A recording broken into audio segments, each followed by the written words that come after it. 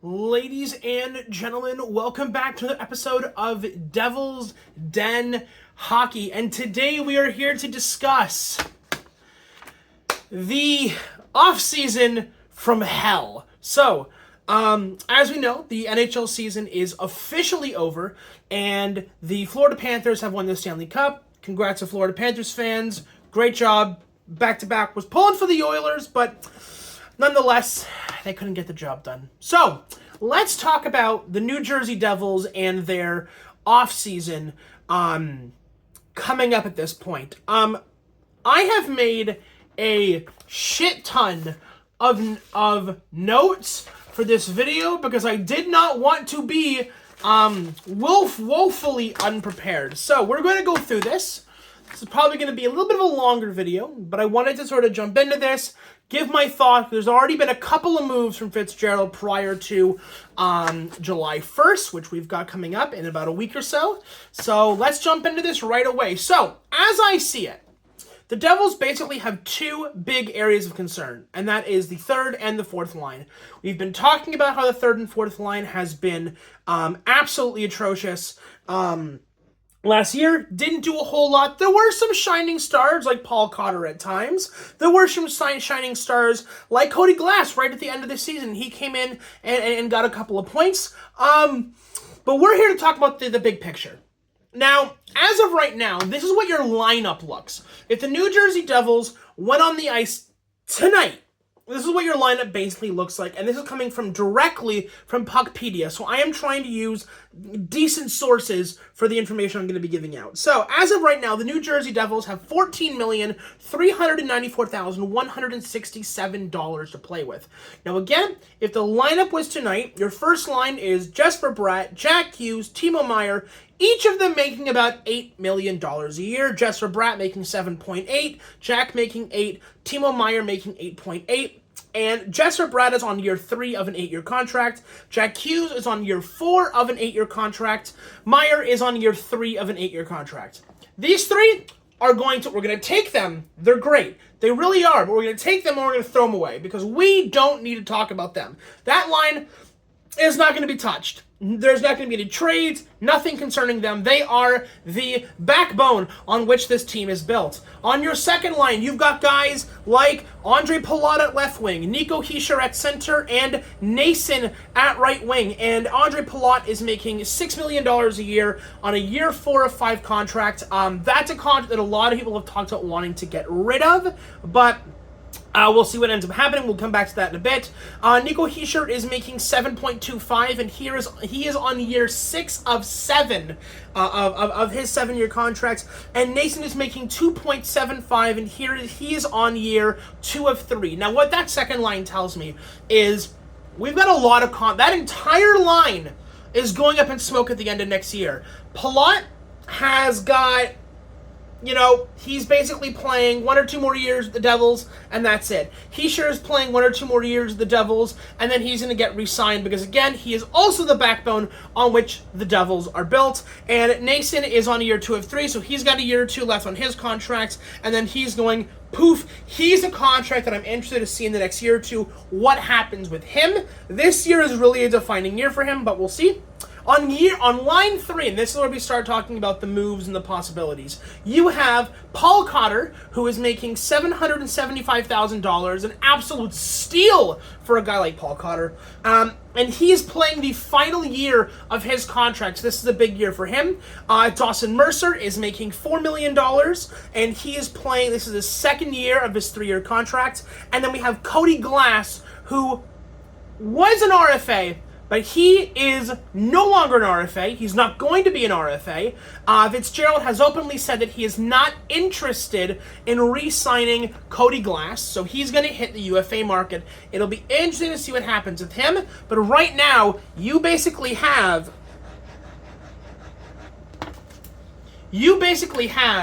a big hole on your third line right wing.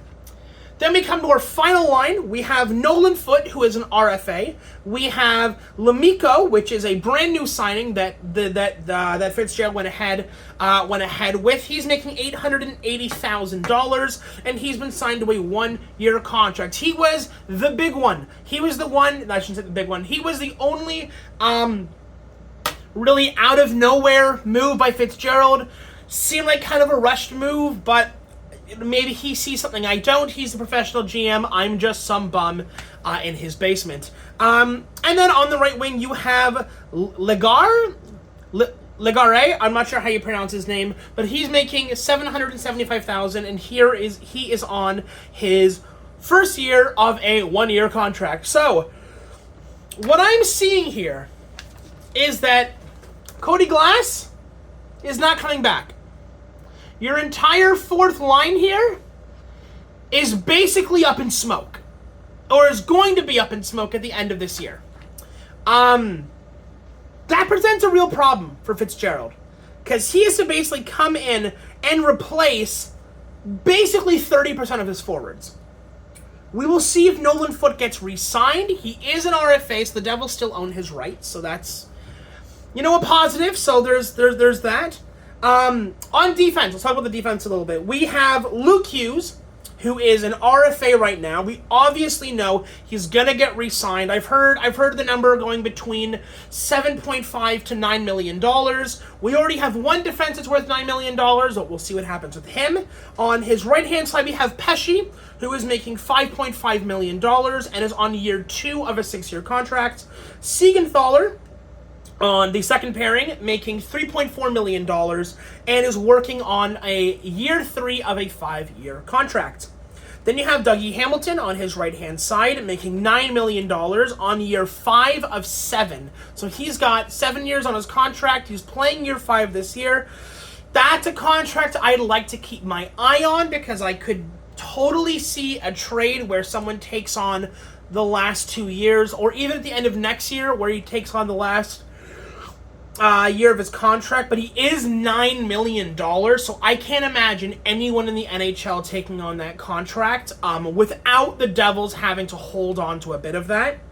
And finally, on the final pairing, you have Dylan, who is worth $4 million, and Nemitz, who is making $918,333, who is on the final year of his contract. A notable mention here, however, is Kovacevic, who is on the injured reserve. So his contract is not being added to the total right now of what we have to play with. He is worth $4 million. He just signed a brand new contract, and here he is on year 1 of 5. You also have guys in the tunnel like Seamus Casey, who is making $950,000, and his contract, he is on year 2 of a 3-year contract, so we get him for 2 more years. That is all. That is basically what your lineup looks like if it happened, if the Devils went out tomorrow. Now, the Devils have, I think, this is going to be a tight team in terms of how the money's going to work. What I'm seeing here is if the Devils have about $14.5 million to play with, that means that if Luke gets $8 million, the Devils will have basically $6 million to play with. Now, $6 million is not a lot when you basically have to replace Glass. You have to bump up your fourth line. You have to deal with what's going to happen with Hamilton. You're also staring down the barrel of Dawson Mercer's contract coming to an end. Paul Cotter. Not Mercer. Paul Cotter's contract's coming to the end of the end of this year. You've got, I'm trying to see here who I have. You've got Nemitz's contract coming to an end at the end of this year. You've got Casey, who's got 2 more years on his contract. You've got the Hamilton contract to deal with. I genuinely don't know what the Devils do that's not going to end up hurting them. The money's going to be tight. Now, a lot of people have mentioned that they want to see Andre Palat gone. They want to see him off the team. I personally don't want to see him gone. I think that he should play until the end of his contract, and maybe you flip him at the trade deadline this year or in the offseason next year, because he still does have 2 years with the Devils. I don't see with the money that the Devils have. I know we have 14.5, right? But you're signing Luke, so that's $8 million gone, or at least $7 million gone. But let's say, to be conservative, we say $8 million, right? That leaves you with $6 million. I don't know how you improve the third and fourth line while also looking for a better second line left wing that's going to cost you less than $6 million. Let's say you find someone to sign for $5 million. That gives you $1 million. You've got Nemitz coming to term. You've got Casey coming to term. You've got Cotter coming to term. You have to deal with your backup goalie situation, which is going to be very interesting because Allen is a UFA. I personally think he should be given a contract based on his play last year. I don't know if Dawes is ready yet, but Dawes is also finishing his contract this year. What does Fitzgerald do? So, I've come up with a couple of ideas. I personally think that you do not need to... The biggest thing that I have is you basically have two guys that everyone wants to move. That's Palat, that's Hamilton. Let's say you get rid of both. Let's say you somehow manage to trade Palat. That's $6 million gone. You're now playing with $11 million. Again, assuming Luke gets 8, that leaves you with $11 million to play with.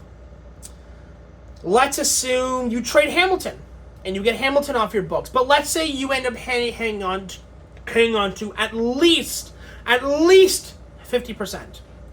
That's still saving you $4.5 million. So that ends up being, what? $17 million to play with. Now, if both of these things happen, that gives you a lot more bubble room. That gives you time and money to work on an Allen contract. That gives you the opportunity to work on a Nemitz contract. That gives you the opportunity to work on a Cotter contract if he comes back. In my opinion, Cotter should absolutely come back to New Jersey. I thought he showed some really good promise. Nason, I think Nason this year, if he has a good year, I think he should be offered a contract when his thing is done. And finally, you've got guys like Casey, which are coming up. Let's say Hamilton goes.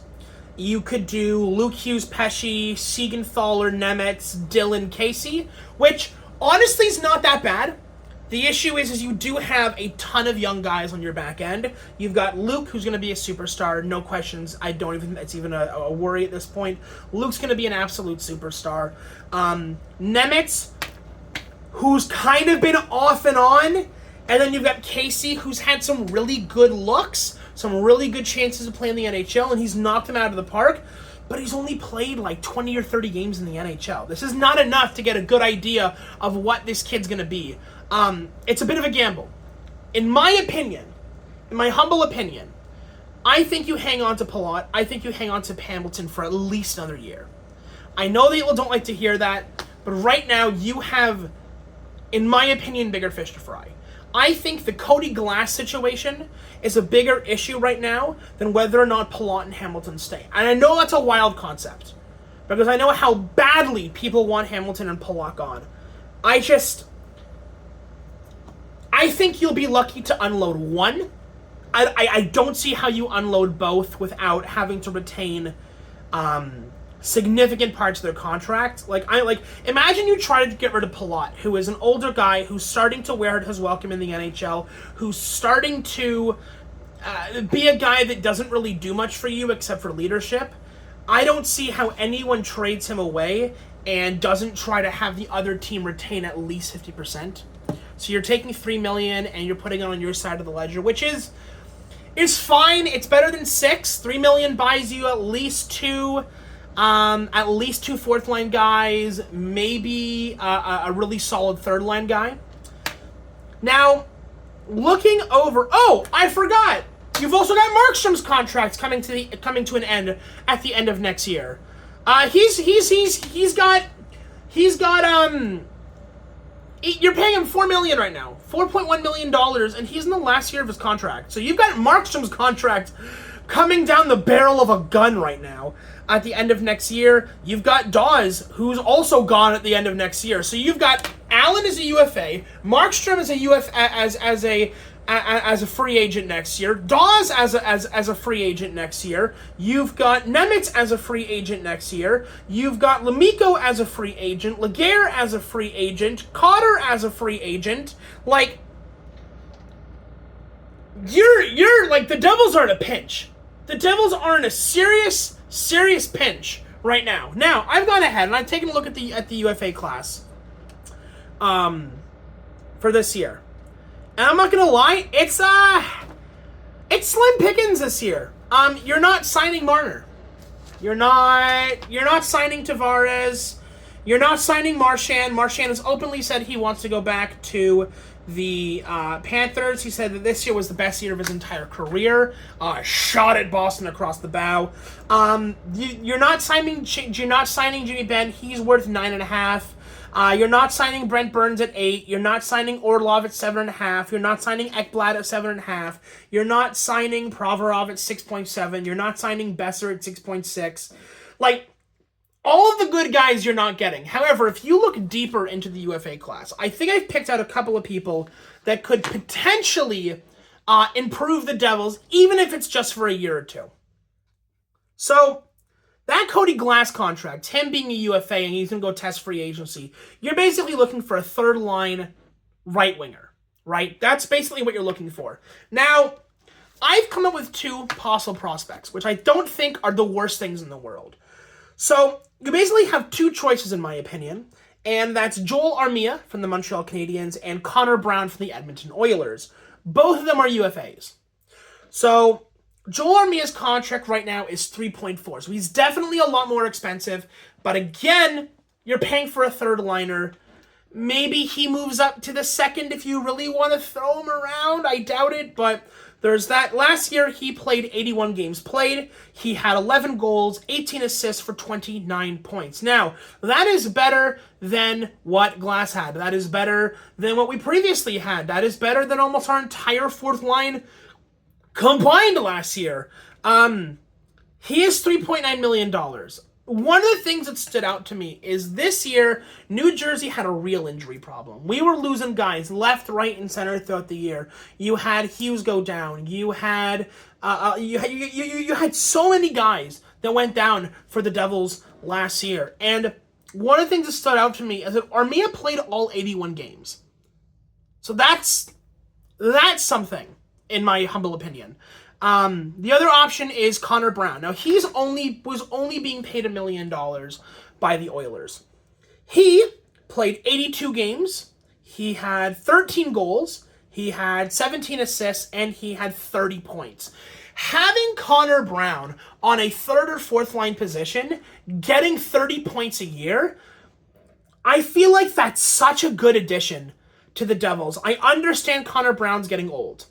But if you're looking for a guy to come in, pay really, really low money in like $1 million, I feel like he's not a bad option. I do. Again, the UFA class is such slim pickings right now, especially when you start getting deeper and deeper and deeper into the UFA page. You're not getting anyone shiny this year. You're just not. But again, I don't think that Connor Brown is a bad option. He's only worth $1 million. He plays all 82 games. He's got more goals than Armia, and he's got more points than Armia. So there's that option as well. You're also looking at, if you're going to be getting rid of Palat, you need to be able to replace Palat. You're also looking at the Glass replacement. You're also looking at potentially Paul Cotter's replacement. So you've got your first line left wing is good. Palat people want gone, so let's say get rid of him. And Cotter's going to be gone at the end of this year. And then you've got Nolan Foote on RFA right now. So your left wing is looking hurt. If I may introduce a solution, Jonathan Drouin and Michael Granlund. I know these are touchy guys, but I'd like to introduce something. Jonathan Drouin was, because he's a UFA now, making $2.5 million. He played 43 games this year. He had 11 goals, he had 26 assists, and he had 37 points. He's not the guy, to be clear. He's not the guy. He's not going to be the guy. But Jonathan Drouin is a guy that I think could play really well with guys like Dawson Mercer. I think he's a guy that could potentially play kind of really interesting chemistry-wise. Could maybe play with Hischier. I could totally see that happening. Now, Drouin's career has definitely been doing this over the last couple of years because he was the man. Like 5-6 years ago, Jonathan Drouin was the guy. He was playing with Colorado. He was playing with Montreal. And he was doing really, really well. I think that Drouin's looking for a new home. I think he's looking for a place to reinvent himself. And I think that Drouin could possibly be an interesting thing. And he's cheap. He's $2.5 million, guys. You want these guys. You want these rare guys that can make an impact, that are cheap, that are not going to charge you out the ass for the Devils. You're just not.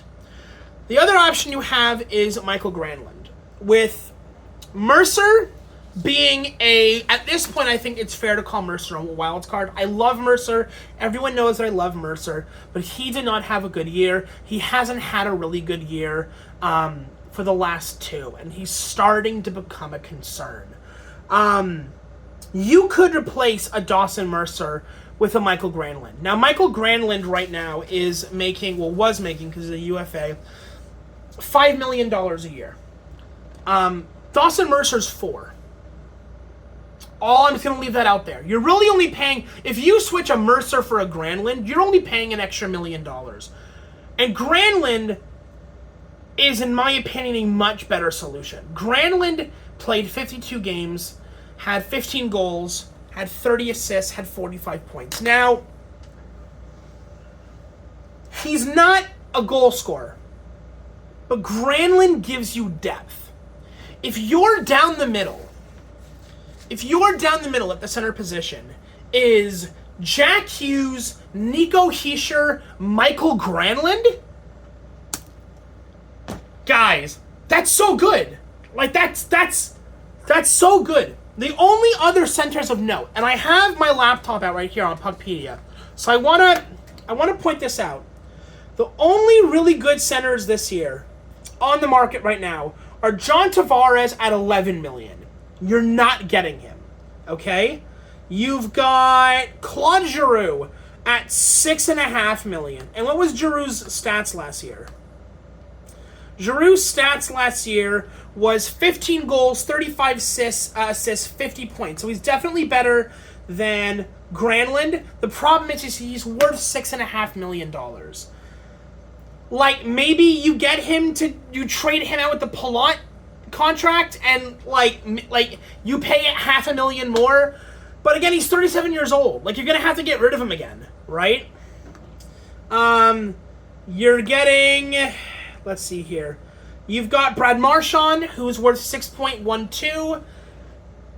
I know a lot of people want him. Again, 37 years old, but he was a beast during the playoffs. Again, I don't see us getting him practically just because I know he wants to re-sign with Florida. You've got Andrew Mangiapane, which is $5.8 million a year. He had 14 goals, 14 assists, 28 points. So he actually does worse than Granlund. Like, there's that. Who else? I'm gonna do one more here. There's Michael Granlund, obviously. The next, I feel like my point's been proven here. I really do. One more thing before I end the video, because we're already up on, 24 minutes? This is a longer one. Let's say you replace Glass with Brown or Armia. Again, ideally you want to replace him with Brown because he's only worth $1 million.